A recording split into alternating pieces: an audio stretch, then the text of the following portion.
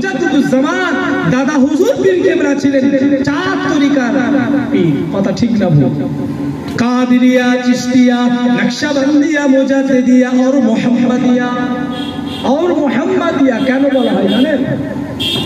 মুরব্বিরা বলুন, তাসাউফপন্থী মানুষ বলুন, মুজাদ্দিদিয়ার পরে দেখবেন और মোহাম্মদিয়া বলে না? যখন জিকির আজকার করেন, একটু ইতিহাসটা বলে দিই সংক্ষেপ। আমাদের পীরের নাম হলো হযরত আবু বকর সিদ্দিকী ফুরফুরাবি রাহমাতুল্লাহ আলাইহি। জোরে বলুন না সুবহানাল্লাহ। তার পীরের নাম হযরত শাহ সুফি ফাতে আলী ওয়াইসি রাহমাতুল্লাহ আলাইহি। জোরে বলুন সুবহানাল্লাহ। তার পীর হযরত শাহ নূর মোহাম্মদ নিজামপুরি রাহমাতুল্লাহ আলাইহি। জোরে বলুন সুবহানাল্লাহ। তার পীরের নাম হযরত বালাকোটের ময়দানে যিনি শহীদ হয়ে গিয়েছিলেন আহমদ শহীদ বেরলভী রাহমাতুল্লাহ আলাইহি। জোরে বলুন সুবহানাল্লাহ। তার পীরের নাম হযরত আব্দুল আজিজ দেহলভী রাহমাতুল্লাহ আলাইহি। জোরে বলুন সুবহানাল্লাহ। তার পীরের নাম হযরত শাহ ওলিউল্লাহ মুহাদ্দিস দেহলভী রাহমাতুল্লাহ আলাইহি। জোরে বলুন সুবহানাল্লাহ। তার পীরের নাম শেখ আব্দুর রহিম দেহলভী রাহমাতুল্লাহ আলাইহি। জোরে বলুন সুবহানাল্লাহ। তার পীরের নাম হযরত আব্দুল্লাহ আকবর বাদি রাহমাতুল্লাহ আলাইহি। জোরে বলুন সুবহানাল্লাহ। তার পীরের নাম হযরত আদম বান্নুরি রাহমাতুল্লাহ আলাইহি। জোরে বলুন সুবহানাল্লাহ। তার পীরের নাম 4 তরিকার এক ইমামে মুজাদ্দিদ আল-ফিসানি ফারুক সিরহিন্দ পাঞ্জাবে যা হুজুরের মাজার আছে। জোরে বলুন না সুবহানাল্লাহ। এই মুজাদ্দিদ আল-ফিসানি ফারুক সিরহিন্দের পীরের নাম খাজা বাকি বিল্লাহ রাহমাতুল্লাহ আলাইহি। জোরে বলো। বুঝতে পারছেন? এই কথা বললে শেষ হবে না, তাসাউফের কথা। আমি চাইছি দুটোকে সামনে রেখে কথা বলবো। এখানে কিছু মানুষ আছে তাসাউফপন্থী মানুষ, আমি দেখতে পাচ্ছি তারা জিকির আজকার করেন। তার জন্য তো আজকের হুজুর কেবলা এসে এখানে হালকায় জিকির করলেন, অল্প হলেও তো করেছেন। কি কথা ঠিক না? এই মহাব্বতের মানুষ আছে বলে হয়েছে। এক সময় দেখবেন এই জিকির আজকার উঠে যাবে, এই মানুষগুলো, এই বুড়োগুলো মরে যাবে, জিকির গুলো উঠে যাবে।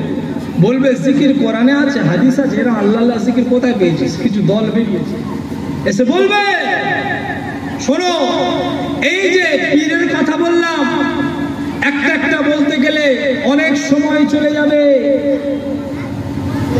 এইভাবে পরস্পর পাট এইভাবে সাহাবী হুজুরদের কাছে চলে গিয়েছে। সাহাবী হুজুরদের পীর হলেন আমার আপনার নবী সাল্লাল্লাহু আলাইহি ওয়াসাল্লাম। জোরে বলুন সুবহানাল্লাহ। কথা বুঝতে পারছেন? মাযহাবের কথা বলছিলাম। মাযহাবের ইমাম আকাশ থেকে পড়েনি। তৎকালীন যুগে এত হাদিসের গভীরভাবে হাদিসগুলো চর্চা হতো না, সব এক জায়গা ছিল। এই ইমামগুলো এসে রাতকে দিন করে এর উপরে তারা সময় দিয়ে আজকের বিভিন্ন মাসলা মাসাইলকে ইস্তেমবাদ করেছেন, পৃথিবীর মানুষকে উপহার দিয়েছেন।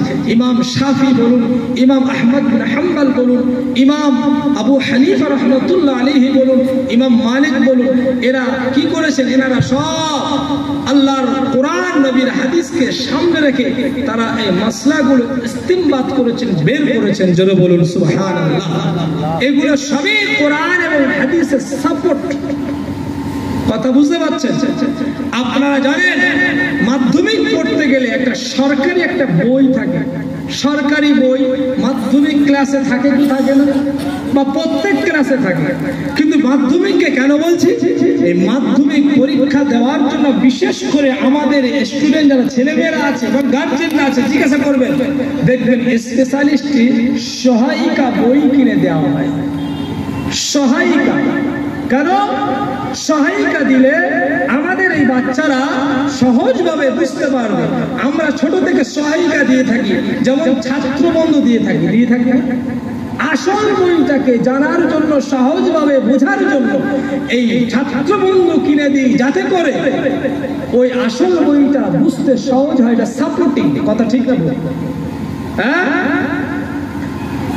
ওই রকম যত মাযহাব আছে, যত আপনার তরিকা রয়েছে, ও আল্লাহর বান্দারা খবরদার দুনিয়ার জমিনে কিছু দলমত বেরিয়েছে, তারা বলে পীরকাই কি জিনিস, পীর মুরিদি কি জিনিস, মাযহাব কি জিনিস। মাযহাব টাযহাব এটা কোরআন হাদিসে নাই। আমি আপনাদেরকে বলে যাই, খবরদার খবরদার, আপনি একজন জ্ঞানী মানুষ, বুদ্ধিজীবী মানুষ, আপনার কাছে প্রশ্ন রেখে যায়, ও আল্লাহ বান্দারা, ওই আপনার সহায়িকা বইটা, আপনার আসল বইটা সাপোর্টিং, আসল বইটা সহজ করে বোঝার জন্য এই সহায়িকা বইয়ের প্রয়োজন আছে না নাই? আপনি বলবেন কি এই আসল বইয়ের বিরোধী সহায়িকা বই? এটা কেউ বলবে? কোনো পাগল বলবে? কোনো তারকাটা বলবে যে সহায়িকা বইগুলো এগুলো আসল বইয়ের বিরোধী? এরকম কেউ বলবে? কেউ বলে?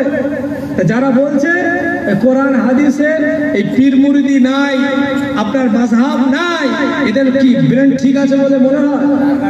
তার কাটা। এরা কি